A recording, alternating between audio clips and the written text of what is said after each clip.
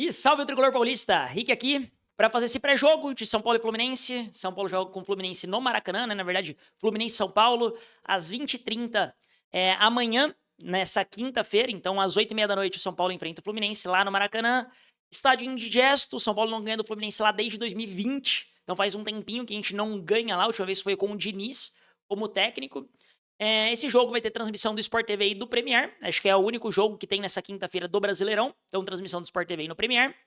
E a arbitragem desse jogo é do Luiz Paulo Torezin. Honestamente, não conheço o árbitro. Novamente, árbitro bom é árbitro que não compromete. Vamos torcer para ele fazer uma boa arbitragem, enfim, não comprometer o jogo. Desse jogo, né? Esse jogo vale muita coisa, muito mais pro São Paulo do que pro Fluminense. Pro Fluminense, ele ainda aspira ali, talvez chegar entre os 5 primeiros, brigar ali ainda, né, com o Bahia, com o Botafogo, para tentar ficar entre os 5 primeiros e conseguir uma vaga direta na Libertadores.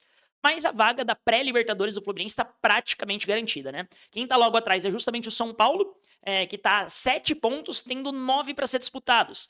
Então, se o Fluminense ganhar uma das últimas 3 partidas, o Fluminense já garante a vaga na pré-Libertadores no G7, né? Lembrando que se Cruzeiro ou Botafogo ganham a Copa do Brasil, abre o G8, e aí essa história muda e o Fluminense já estaria até garantido na pré-Libertadores. Mas, pensando em G7, o Fluminense, esse jogo praticamente garante. Se o Fluminense empatar esse jogo, ele já garante a vaga na pré-Libertadores.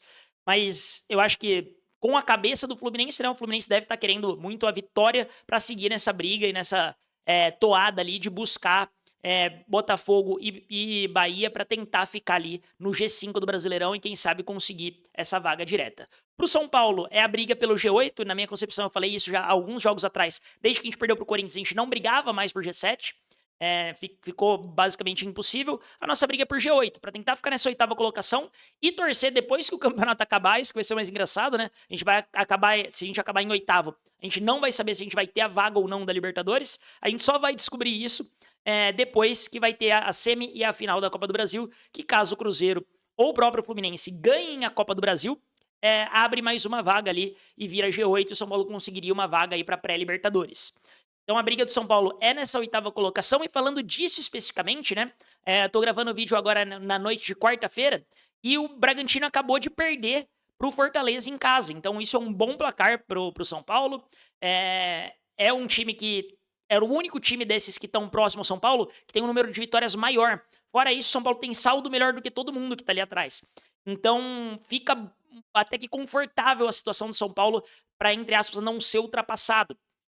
E o São Paulo tá ali, né? O Grêmio já jogou essa rodada e ficou a 2 pontos do São Paulo agora, então o Grêmio ainda sonha, o Bragantino ainda sonha, mas perder pro Fortaleza atrapalhou, era um jogo em casa contra alguém que tá na zona de baixamento, então atrapalha muito essa derrota pro Bragantino, que novamente era um time que tem uma vitória a mais, então é o time que mais preocupava ali, caso de vitória, porque ele ultrapassaria o São Paulo. Que bom que perdeu. E ainda tem ali nessa briga, eu vejo ainda nessa briga o Corinthians também, né?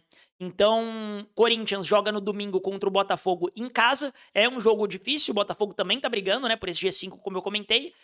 Porém, o Corinthians joga em casa. Então, enfim, não sei o placar. Seria um excelente resultado se conseguisse só um empatezinho, ou se até mesmo o Botafogo já ganhasse e já resolvesse isso.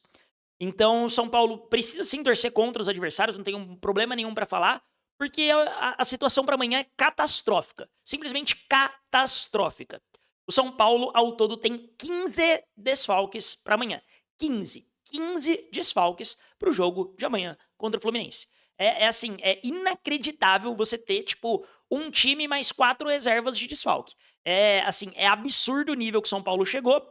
Quanto que o Fluminense tem 0 desfalques. 0, 0. Ninguém do Fluminense tá fora do jogo. Todo mundo que tinha lesão voltou, todo mundo que sofreu suspensão voltou. Eles vão com o time completinho, vai voltar todo mundo pro banco, enfim. E o São Paulo tem 15 desfalques. Desses 15 desfalques, eu chutaria aí que pelo menos uns 8 seriam titulares da nossa equipe. Mas então o jogo tá muito difícil amanhã e já adianto, tá? Vou falar um pouco disso mais pra frente e vou destrinchar esses desfalques e como é que isso impacta. Mas de maneira geral, o São Paulo um empate pra mim amanhã contra o Fluminense no Maracanã já seria um resultado heróico, tá? Heróico é a palavra, heróico. Porque com esse tanto de desfalque e as opções que a gente tem, é assim, é bizarrice, bizarrice o que a gente pode contar. Vamos falar dos desfalques, né? Por lesão são 13 desfalques. 13 desfalques. Dentre eles, né, os que já estão aí faz tempo afastados, Caleri, Rian, André Silva, Oscar, o Lucas, que agora é um pouco mais recente, mas também tá de fora, Dineno, Luan, o Enzo, que acabou operando e também vai ficar de fora, o Wendel, que não volta mais para essa temporada também por conta da face plantar ali que rompeu, enfim, a Arboleda, que também é um pouco mais recente, também fica de fora. E para piorar toda essa situação, o Rodriguinho teve uma crise de bronquite no jogo passado e ele segue com crise de bronquite, cara. Eu não sei o que aconteceu, mas o cara tá com crise de bronquite. Tipo, cara, a gente tem desde ligamento rompido e vários ligamentos rompidos até crise de bronquite pra afastar o jogador. É inacreditável o que acontece, tipo. E aí a crise de bronquite também, essa daí o departamento médico acho que pode se isentar de culpa, né? Porque, porra, crise de bronquite, mas é foda, por que ele ainda não se recuperou dessa crise, né? Ficou fora também. E pra piorar, né, no último jogo o Ferreirinha saiu no intervalo porque ele tinha sentido, eu tinha comentado isso em live, inclusive, que ele tinha sentido realmente, e ele não viaja, não sei se joga mais esse ano, provavelmente não. Então, talvez ele não jogue amanhã ele já não joga e provavelmente os outros dois ele também não jogue. E o Luciano, que sofreu uma pancada no jogo, ele até levanta e continua jogando, vai ficar sobre tratamento de São Paulo, também não viajou com o elenco e não joga. Ou seja, mais 2 desfalques aí nessa extensa lista do São Paulo. Para piorar, e tudo dá para piorar, né? Para piorar mais ainda a situação, Rafael, que esse ano talvez tenha sido o nosso melhor jogador da temporada, e o Sabino estão suspensos. Ou seja, nem Rafael nem Sabino jogam. O Rafael, honestamente, eu acho injusto o amarelo que ele levou. Ele é o capitão do time, ele chega pra conversar com o juiz e o juiz dá um amarelo pra ele. Não acho nem um pouco justo. Até porque quando ele designou um jogador pra conversar com o juiz também, que foi o Luciano também levou amarelo. Então, assim, tá difícil, né? Os juízes hoje em dia estão aplicando, principalmente quando envolve o São Paulo, aplicando amarelo por qualquer tipo de fala com o juiz. Mas o fato é que ele levou e amanhã é o Yang no gol. Não tem muito segredo, não. E com todos esses desfalques, novamente, olha o tanto de desfalque que a gente tem. Quem que a gente tem pra jogar? Vamos começar daí? Quem a gente tem pra jogar? Eu vou falar todo mundo e depois eu falo a escalação que eu faria e também o que eu acho que o Crespo vai fazer, tá? Mas amanhã a gente tem o Yang no gol, né? Basicamente é o Yang, não tem outro. O Leandro até tá machucado também, provavelmente não vai pro jogo. Mas o Yang vai começar no gol com certeza. Na zaga, a gente tem o Alan e o Ferrarese como certezas. O Tolói treinou e viajou com o elenco, então pode ser, né, que ele já tenha condição de jogo. Pra mim, se ele tiver mínimo de condição de jogar os 90 minutos, ele tem que ir pro jogo, porque a gente não tem 3 zagueiros pra jogar no sistema que o Crespo gosta e tá acostumado. Então, se o Tolói tiver um mínimo de condição, ele tem que ir pro jogo, tem que jogar. Essa é a verdade. Se ele tiver o mínimo de condição de jogar 70 minutos que seja, ele entra, depois a gente coloca o Negruti ali pra cumprir, a gente coloca, enfim, a gente se vira ali, coloca o Luiz Gustavo pra zaga, enfim, a gente faz alguma coisa. Mas para mim é fato que se o Tolói tiver íntegro, ele tem que jogar, tá? Então a gente tem esses 3 zagueiros, basicamente, né? Que podem atuar na zaga e ajudar. Tem o Negruti e o Luiz Gustavo, que aí mudaria um pouco do estilo. Acho que o Negruti muito dificilmente jogaria já de zagueiro. Acho que o Luiz Gustavo pode ser uma opção caso o Tolói ainda não esteja 100%, não aguente jogar 70 minutos que seja. Então talvez o Luiz Gustavo possa ser uma boa opção nessa zaga. O problema é que é aquilo, né? Cobertor curto. Você tira o Luiz Gustavo do meio e coloca na zaga. No meio campo sobra menos opções pra gente. Porque o Marcos Antônio acabou de voltar de lesão também. E a gente não sabe. Ele jogou menos de 45 minutos, né? Jogou ali uns 30 minutos no último jogo. E a gente não sabe qual que é a situação dele, se ele já tá apto pra jogar 90 minutos. Porque ele veio de uma lesão onde ele ficou alguns jogos fora, né? Então, Marcos Antônio, se tiver condição pra jogar os 90 minutos, tem que jogar, tem que ir pro jogo. No meio, então, a gente tem Marcos Antônio, tem Bobadilha, tem Pablo Maia, então a gente tem esses 3, o Luiz Gustavo que eu já citei, o Negruti que eu já citei, e o Alisson, né? Tem o Alisson também, então esse é o que tem no meio campo. Vamos ver como é que o Crespo encaixa, se o Marcos Antônio vai ter condições ou não de jogar 90 minutos já. Se tiver, novamente, 70 minutos, bota de titular. Essa vai ser minha filosofia, porque faltam 3 jogos para acabar o campeonato. Nas alas, pela ala direita, aí a gente, ala direita e ala esquerda, tamo em festa, né? Porque na ala direita a gente tem Cedric, Mailton e o Mike. Então a gente tem 3 opções para ala direita.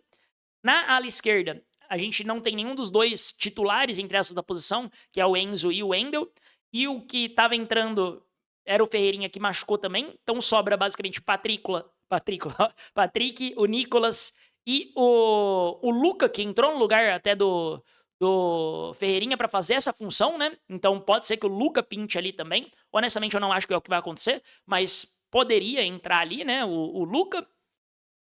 E no ataque, a gente novamente, né? Perde o Ferreirinha e perde o Luciano, sobra Tapia, Rigoni, Paulinho e o Luca também, né? O Luca pode jogar ali de dupla de ataque. Então, basicamente, né? Olhando para isso, olhando para o que a gente tem, novamente, eu não tenho vergonha de falar isso daqui.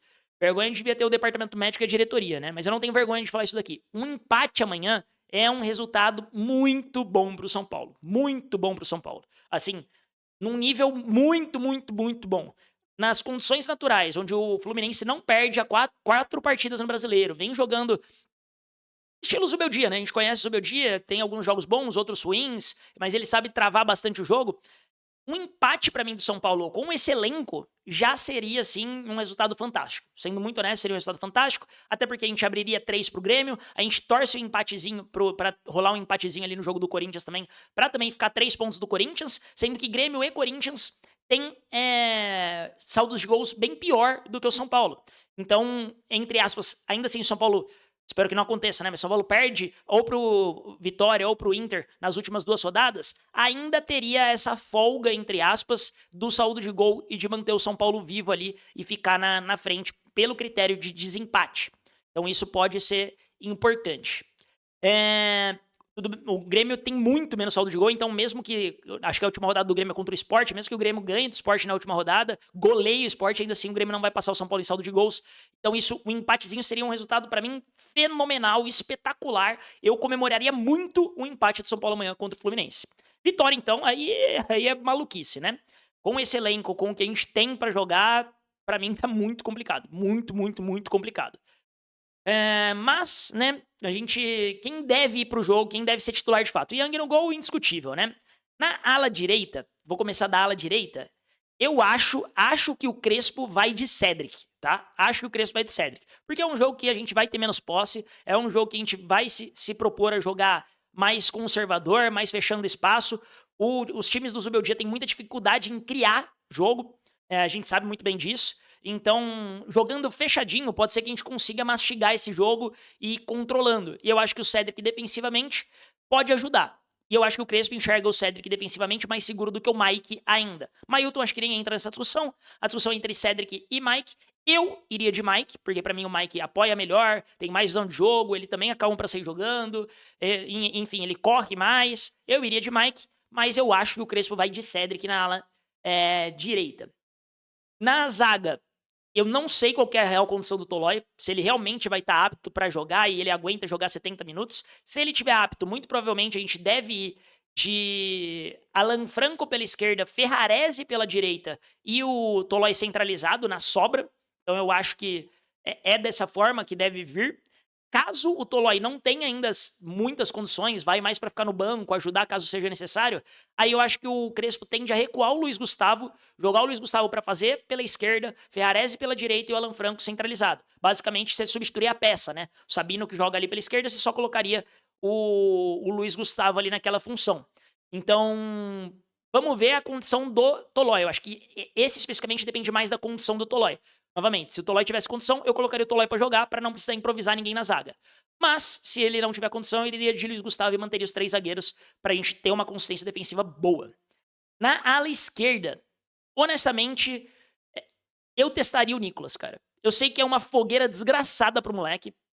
Ele não, assim, não estreou pelo profissional de São Paulo. Acho que o Crespo não queimaria o moleque de jogar e etc. E às vezes ele fazer alguma cagada. O próprio Patrick, quando entrou num dos primeiros jogos dele, ele faz muita cagada e tem que sair logo no começo do jogo. Antes do intervalo ele é substituído. Se não me engano, foi até o Rogério Ceni, né, que substitui ele. Mas o Patrick, pra mim, não ajuda em nada. Ele não marca bem, ele não apoia, ele não acerta passe, ele não tem uma saída de bola calma. O Patrick já se mostrou que não serve pra muita coisa. Eu acho que colocar o Luca lá vai cansar o moleque. é uma posição ingrata. O Luka não marca tão bem ainda, porque não é a posição que ele joga, ele é atacante. O Luka é atacante, ele joga como ponta esquerda, joga ali como segundo atacante, mas ele não é um ala. E eu acho que colocar um moleque que é muito promissor numa posição fora, sendo que a gente não tem um atacante, eu até adiantando, tá? Eu escalaria o Luka de atacante junto com o Tapia. Tapia e Luka no ataque. Pro Luka fazer uma fogueira, jogar no contra-ataque, o Tapia também é rápido, os dois fazer uma bagunça ali no ataque. Por isso até que eu não colocaria o Luka na ala, tá? Então eu iria de Nicolas. Mas o que eu acho, novamente, aí 100% achômetro, que o Crespo vai fazer é colocar o Patrick, mesmo que o Patrick já tem pelo menos uma rodagenzinha a mais do profissional. Não acho que o Crespo deve cogitar o Luka ali na ala, porque o Luka tem característica muito mais ofensiva e ele não marca tão bem, né? Ele é magrinho, ele não marca tão bem, enfim. É diferente quando você joga em casa contra um time mais fragilizado do que quando você joga fora com um time ali um pouco melhor. Quem vai jogar ali pelo lado deve ser o Samuel Xavier, que é um lateral experiente, né? E que faz bem essa posição. Então eu acho que o Luka não deve jogar ali na ala, não. Eu acho que o Crespo deve ir de Patrick. Eu testaria o Nicolas, tá? Esse jogo aqui, honestamente, se perder não vai ser nenhuma grande novidade. Então testa o Nicolas, tá ligado? Coloca o moleque pra jogar e vê o que esse moleque pode fazer. Porque pior que ser o Patrick não é possível que ele seja. Meio campo. Eu acho que independente, se o Marcos Antônio tiver condição, eu acho que ele tem, porque ele já jogou 30 minutinhos, ele deve ter condição para jogar pelo menos uns 70 e ser substituído depois. Eu acho que o meio-campo deve ser Pablo Maia, Bobadilha e Marcos Antônio, para dar uma leveza maior no meio-campo e ter um pouco mais de posse, porque o São Paulo, se ficar proposto só a se defender, vai ser ruim. Então eu iria com esse trio de volantes. Com o Marcos Antônio um pouquinho mais à frente, o Bobadilha um pouquinho mais atrás e o Pablo Maia, mas não me surpreenderia também se o Crespo não fosse ou com sacasse o Bobadilha ou sacasse o Marcos Antônio, que talvez não tenha tanta condição, e fosse de Luiz Gustavo, Pablo Maia e o Bobadilha ou o Marcos Antônio à frente deles. Por que isso, né? De novo, consistência defensiva, a gente conseguir jogar o jogo mais fechadinho ali e tentar ir embora do Maracanã com um ponto. Então vamos ver o que acaba sendo feito. Também depende do Tolói ter ou não condição, do Luiz Gustavo jogar ou não na zaga, então depende de muita coisa. Cara, o Crespo é um refém desse time. Com todo respeito, ele é um refém dessa bagaça. Ele tem que se virar muito para conseguir escalar esse time. Mas, novamente, eu iria de Pablo Maia, Bobadilha e Marcos Antônio. E no ataque, já antecipei aqui, eu iria de Luca e Tapia. Honestamente, eu acho que é o que o Crespo vai fazer também. Deve ir de Luca e Tapia. Existe uma chance mínima de ir de Rigoni e Tapia.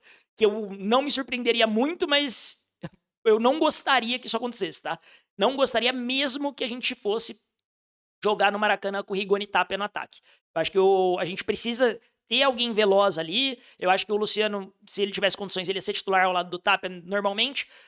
Mas eu acho que tem que ir de Luca. Deixa o moleque tá quente, o moleque entrou muito bem no último jogo, fez uma fumaça ali do cacete, põe o moleque pra jogar. Põe Luca e Tapia nesse ataque, vamos ver o que acontece, mas pode ser que o Rigoni apareça assim nesse ataque, e aí pode ser também que o Luca apareça na ala, mas eu acho que o time do Crespo que entra amanhã, se fosse pra eu chutar e apostar ali todas as minhas fichas, em que time do Crespo entraria em campo, eu chutaria que o Crespo deve entrar de Cedric e Patrick nas alas, com o trio de zaga, caso o Tolói esteja seguro, né? Tolói, Ferrarese, Tolói e Alan Franco.